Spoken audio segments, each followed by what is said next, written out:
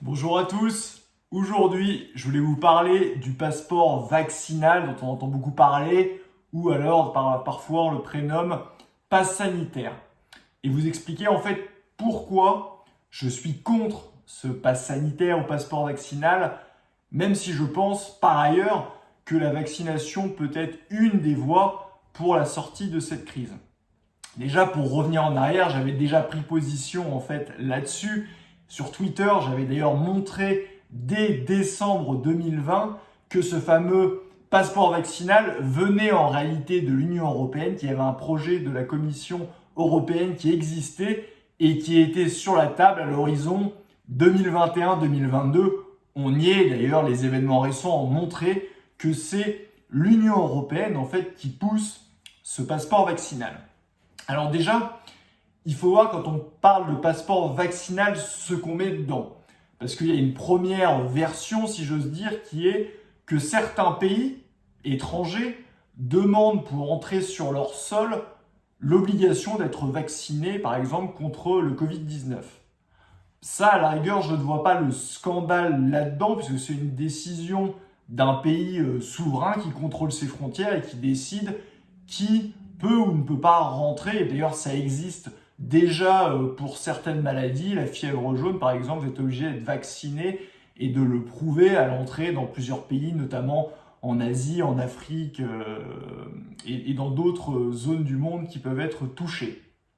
En revanche, quand on parle de passe sanitaire ou passeport vaccinal à l'intérieur, là, c'est complètement inadmissible. Et c'est ce que j'appelle des mesures liberticides et discriminatoires. Je m'explique là-dessus. En fait, c'est tout simplement imaginer que demain, on vous demande pour aller au restaurant, pour aller dans un bar ou pour aller au cinéma, on exige par exemple de montrer via QR code ou autre le fait que l'on est vacciné, qu'on refuserait en fait l'entrée aux personnes qui ne sont pas vaccinées. Et bien là, très clairement, c'est complètement discriminatoire. Je trouve ça même stupide et contre-productif, je vais y venir. Et c'est liberticide. En fait, cela revient à créer des citoyens de seconde zone où ceux qui ne seraient pas vaccinés ne pourraient pas avoir accès aux mêmes centres de convivialité, loisirs, etc. sur le territoire national. Et ça, c'est inadmissible. Et évidemment, il faut se battre contre cela. Après, j'aimerais revenir à ce qui est intéressant, c'est que je pense que sur toutes ces questions-là, il faut avoir une position sérieuse et nuancée. C'est comme je l'ai dit, parfois quand j'explique que la vaccination est une voie possible de sortie de crise, d'ailleurs tout un tas d'études sur des échantillons énormes qui montrent une certaine efficacité de la vaccination, on me saute dessus en disant oui, donc vous êtes pour une société totalitaire, vous êtes pour le passeport vaccinal, etc. Non, il faut être nuancé, on peut penser que la vaccination est une des voies pour sortir de la crise, sans pour être pour autant pour l'obligation vaccinale ou pour le pass sanitaire. Et d'ailleurs, même si on pense qu'il y a une efficacité du vaccin, je pense que de mettre en place cette mesure qui est liberticide, je pense que c'est en plus contre-productif parce que c'est pas en forçant les gens que les gens vont se vacciner. Les gens, ils vont se vacciner s'ils le veulent déjà et ils le feront, à mon avis, quand ils auront vu l'efficacité ou non du vaccin. C'est ça qui primera sur la décision d'aller se faire vacciner et c'est pas une obligation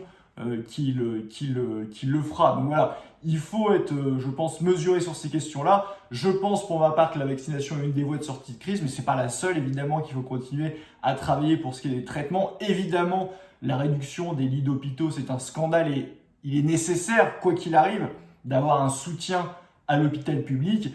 Et c'est aussi, d'ailleurs, la même chose, cette question des frontières, quand je parlais tout à l'heure qu'il était normal, qui me paraissait normal qu'un pays souverain puisse décider du contrôle de ses frontières, qui ne rentre pas selon tel ou tel critère, mais on sait très bien que l'idéologie, encore une fois, de l'Union européenne a été absolument néfaste dans cette crise du Covid-19 par les frontières, par la destruction de l'hôpital public, par le fiasco évidemment de l'approvisionnement des vaccins, mais ça serait d'ailleurs la même chose si on avait demain la certitude d'un traitement efficace, si l'achat passait par l'Union européenne, ce serait la même chose que pour les vaccins. En fait, l'Union européenne, les pays de l'Union européenne, pour ce traitement-là, seraient complètement en retard. C'est bien ça qu'il faut avoir en tête, que le fiasco logistique de l'Union européenne est complètement patent là-dedans. Donc voilà, il faut avoir cette question, il faut se mobiliser contre ce pass sanitaire interne. Il faut avoir, je pense, une vision nuancée plus globalement sur la question de la vaccination.